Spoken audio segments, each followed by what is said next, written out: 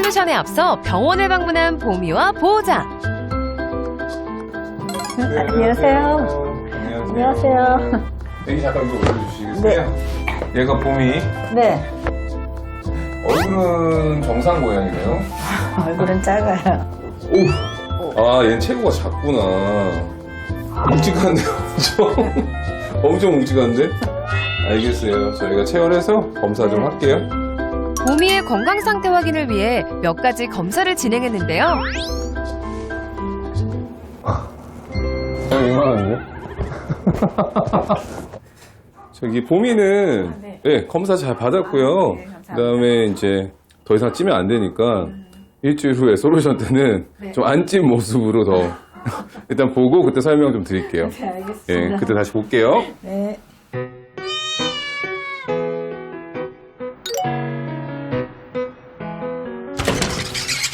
안녕하세요. 어서오세요. 안녕하세요. 잘 지내셨어요? 네. 아니 봄이. 봄이 봄이는 항상 뭐 성격이 너무 좋아가지고 네. 잘 지내고 있어요. 봄이는 어디 있나요 그러면? 봄이 아. 여기 있어요. 봄이 안녕. 아이고. 아이고 궁디빵빵도 엄청 좋아하네. 엄청. 아 근데 여기 좀 좁아 보이는데? 꽉 차요. 꽉 차.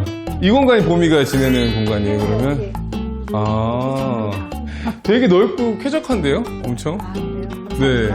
네. 여기는 봄이만 있는 건 아닌가 봐요? 네. 지금은 12마리 고양이가 있고요. 길에서 저희가 구조한 고양이가 이제 입양 가기 전에 머무는 곳이에요. 여기가 그런 보호소 같은 네, 공간이에요. 숙소예요. 여기가 너무 쾌적하다 보니까 아이가 너무 잘 지내서 이렇게 뚱냥이가 된 건 아닌가? 라는 생각이 드네요. 글쎄요, 저도 그 이유를 모르겠어요. 왜 얘가 살이 음. 쪘는지. 그래서 봄이가 어떻게 비만이 됐는지 네. 어떤 환경인지 네. 어떻게 하면은 비만에서 탈출할 수 있을지 제작진들이 준비한 영상이 있으니까 네. 같이 보고 네. 한번 얘기해 볼까요? 허리 둘레만 무려 23인치. 몸무게 8.2kg의 뚱냥이 보미. 고양이의 경우에는 보통 중형묘라고 해가지고 4에서 6kg 정도가 보통 평균 체중이거든요. 4kg에서 6kg 사이가. 8.2kg는 적정 체중은 아니다. 근데 봄이가 좀 사이즈가 작은 편이죠? 그렇죠.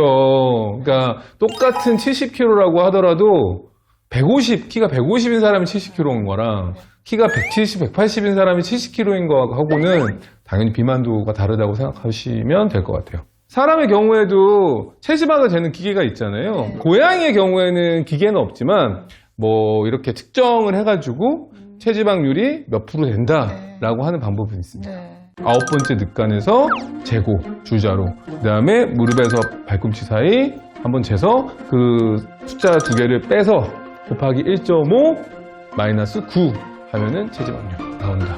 일단 아이가 이렇게 서 있어야 돼요. 서 있어야 되고 9번째 늑간에서 재야 되거든요. 얘는 근데 늑간도 잘 안 만져지네. 53 무릎에서 요 다리 인덱스까지만 cm. 측정 결과 보미의 체지방률은 55.5%. 제법 높은 수치입니다. BFI라고 하는 비만 관련된 위험도 차트가 있어요. 그 아이는 지금 BFI 비만도 위험 차트 기준으로 하면 시리어스 리스크 단계 사이에 있다. 보미의 식습관이 어떤지 한번 봐볼까요? 자, 소리가 나니까 벌써 반응하네요. 이게 어떤 소리랑 비슷하냐면은 다이어트 잘 안 되시는 분들이 배달 음식 와서 배달 비닐 뜯는 소리랑 비슷한 게 아닌가. 아, 저렇게 밥을 또 항상 채워놓으세요? 네, 여기는 아. 다 아이들이 공동 생활을 하니까 아이들이 많이 네, 자율급식으로. 그러니까 자율급식은, 이게 어떻게 보면 다이어트의 더 큰 적이죠. 급식 방법이 어떻게 보면 가장 큰 문제면서 다묘 가정이라는 환경 때문에 생기는 문제라는 것도 있죠. 밥 먹을 때만 움직였던 보미. 종일 밥그릇 주변을 맴돌았는데요. 수시로 먹기는 하는데 먹을 때 보면 한 번에 많이 먹진 않아요. 어차피 계속 뷔페처럼 쌓여 있으니까. 뷔페 가서 한 번에 다 담진 않잖아요. 봄이 입장에서는 일반적인 고양이처럼 먹는다고 하더라도 움직임이 너무 적기 때문에 당연히 이게 다 살이 되겠죠. 그러면 살을 빼야 되는 상황이 됐다. 그러면은 일단은 급식 제한, 식이 제한부터 이제 시작을 하는 거거든요. 식단 관리에 대해서 규칙이나 단호함이 없으면 다이어트는 성공할 수가 없다. 의외로 간식엔 끄떡없었던 봄이. 내려와. 왜 저런 것들에 반응이 없냐면 이 아이는 봄이는 항상 이 공간에 먹을 게 너무 풍족한 거예요. 여러 곳에 많으니까. 굳이 내가 이거를 뭐 지금 안 먹어도 나중에 내가 그냥 가서 먹으면 되는데. 최애 간식 앞에서도 적극적인 모습은 없었습니다. 저희가 찍어 먹었어도 귀여워. 이게 지금도 보시면 귀엽지 않아요, 그죠? 네. 아, 귀여운 건 귀여운 건데 그 마음을 조금 약간 밀어놓고 건강을 생각해 보자고요, 저희가. 나중에 후회스러움을 만들어낼 수 있는 거죠. 뭐 얼굴에도 귀엽고 뭐 뚱뚱해도 귀엽지만 이게 건강이 악화되거나 문제가 생기면 그때는 이제 오히려 스스로 자책하시게 돼요. 일단 움직임이 없다라는 게 제일 핵심적이긴 해요. 일반적으로 길에서 사는 고양이들, 야생 고양이들 기준으로 하면 움직이는 시간이 24시간 중에 3시간 반이거든요. 그리고 집냥이들이 평균 14분이거든요. 14분이요? 14분밖에 안 돼요. 되게 적은 양은 사냥놀이의 하루예요. 네. 그런데 지금 봄이는 그 기준에서도 한참 모자른 1분, 2분 그 움직임도 먹으러 갈 때 그렇죠. 먹으러 갈 때 움직이는 정도니 아예 뭐 움직임이 없다라고 보시면 돼요. 움직임이 적고 활동량이 적으니까 당연히 이게 그대로 살이 된다라고 보시면 될 것 같아요. 점점 거칠어지는 녀석의 숨소리도 걱정이었죠. 기본적으로 살이 찌면 호흡도 좀 안 좋아지고 당연히 거칠어지고 기관, 기도 이 주위에도 근육 주위에도 지방이 끼니까 여기도 좁아지고 이럴 가능성이 높죠. 지난번에 봄이 데리고 병원 오셨잖아요. 네. 그래서 그때 검사했던 결과 나왔으니까 같이 한번 봐볼까요? 복부 엑스레이 사진. 내장 지방이 엄청 많고 그 다음에 피하 지방도 상당히 많은, 가스도 좀 많이 차 있는 편이고 가슴 쪽은 좁은데 여기 갑자기 이게 볼록해지는 항아리형 타입이에요. 심각하네요. 심각하죠. 와우. 그렇죠. 너무 차요. 오히려 뼈나 골반인 그렇죠. 이게 얇죠. 봄보다 얇으니까. 얇아요. 다행인 거는 고관절 부분과 무릎 쪽의 관절에 뭐 퇴행성 관절염 소견은 없어요. 대신에 이게 계속 유지된다면 문제될 소지는 있는 거죠. 그래서 비만이 되는 고양이들이 특징적으로 오는 가장 무서운 질환은 당연히 이제 당뇨병이 있을 수도 있고요. 이제 뭐 심장병이라던가 아니면은 다른 뭐 콩팥, 신장 관련된 질환이라던가 갑작스럽게 아이가 문제가 생길 수도 있어요. 뭐 편하게 말씀을 드리긴 했지만 어떻게 보면 오늘부터는 정말로 결연한 의지로 다이어트를 해야 될 수 있어요. 얼마만큼 아이가 급식을 해야 되고 어떻게 이제 건강하게 살을 뺄 수 있는지 오늘 솔루션 한번 해볼까요? 이 공간 오늘 봤을 땐 너무 좋아요. 뭐 아이들 12마리 있는 공간 치고도 상당히 쾌적한데 하지만 봄이에겐 아니다. 그래서 이 공간에서 아이 제한급식도 하고 그 다음에 에너지 소모할 수 있는 그 방을 공간 분리를 일단 오늘 할게요. 성공적인 다이어트를 위해 봄이 전용 체중관리실을 마련했고요. 올바른 제한급식 방법을 통해 식습관부터 개선해보기로 했습니다. 봄이가 먹는 양 계산하려면 일단 쉬고 있을 때의 기초 칼로리, 기본적인 칼로리를 계산해야 되거든요. 그래서 움직이지 않는다. 네, 그렇죠. 전제 하에 그걸 기준으로 정확하게 열량 계산을 할 거예요. 간단하게 얘기하면 30 곱하기 체중 한 다음에 더하기 70 하면 되는데, 그럼 봄이 기준으로 한다면 30 곱하기 8, 240 플러스 70이니까 310 킬로칼로리가 필요한 거죠. 여기서 뭐 일반적인 고양이들은 곱하기 1.2. 근데 예를 들어서 봄이처럼 비만인 고양이다? 그러면은 0.8, 20% 정도를 빼주는 거죠. 그래서 20% 정도 빼주면 248kcal 정도가 된다. 라고 보시면 돼요.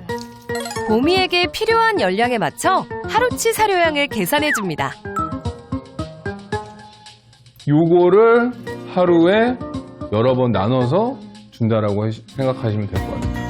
천천히 먹도록 먹이 장난감도 활용. 식판이네요. 네, 식판입니다. 사료 종류는 다이어트 사료를 꼭 줘야 되나요? 되도록이면은 그게 도움이 되겠죠.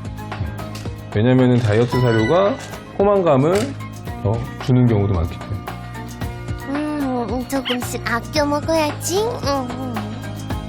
아이가 움직이면서 그다음에 보상으로 아니 머리를 쓰거나 이동하거나 이래야지만 이렇게 먹을 수 있게끔 그래야지만 살이 단계적으로 빠질 수 있다라고 보시면 될 것 같아요. 유산소 운동하면은 가장 먼저 생각하는 게 뭐죠? 사람의 경우에는 러닝머신이잖아요. 고양이 러닝머신 하면 가장 생각할 수 있는 건 뭐다? 캐틀이죠. 그래서 오늘은 조금 특별한 좀 캐틀을 준비했어요. 어떤 특별한 캐틀이냐면은 이거는 고양이들이 이 캐틀을 탈 때마다 거리 얼마만큼 타는지에 대한 계산도 되고요. 칼로리가 계산이 된다고 보시면 될 것 같아요. 먼저 캐틀에 적응하는 게 필요하겠죠? 이번에도 최애 간식을 활용해봅니다. 목만 쓰네, 이거 목만. 목만 써. 귀엽긴 한데, 자.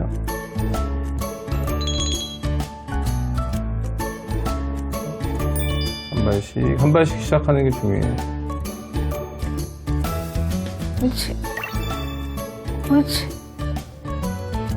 그렇지. 한 발 한 발 걸음을 옮기더니 오, 네. 컸네. 어머. 야옹신과 호흡을 맞춰 조금씩 속도를 높입니다. 잘한다. 잘한다. 세 바퀴 도니까 1.3kcal 일단 소모가 세 바퀴는 정말 얼마 안 되는 거리거든요. 그래서 이거를 단계적으로 늘려가는 게 좋지 않을까 싶어요. 오늘부터 특훈이다옹.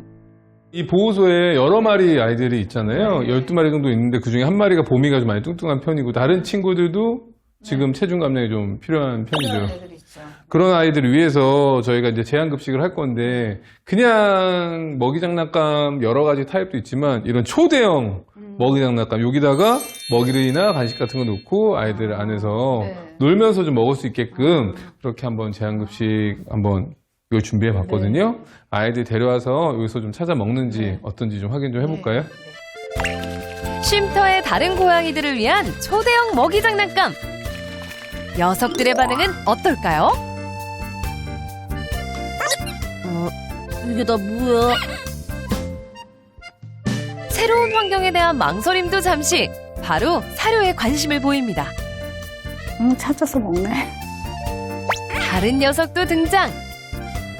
오, 이 정도면 성공인 것 같죠? 이걸 쓰게 되면은 에너지 소모도 되면서 아이들이 체중 감량도 네. 효과는 있을 거예요. 머리도 좋아지지 않아요? 아, 당연하죠. 고양이 머리가 좋아지는 게 아니라 고양이 원래 똑똑합니다. 오늘부터 우리도 다이어트 동참. 오늘 네. 봄이 다이어트 관련돼서 이런저런 얘기했는데 일주일에 1%씩 80g씩 계속적으로 다이어트 하다 보면은 보호자님이 원하는 6kg가 네. 아마 3개월 정도 지나면은 되지 않을까 싶어요. 그리고 꼭 단호한 마음, 결연한 의지 잊지 마시고요. 오늘 네. 고생하셨습니다. 감사합니다. 네.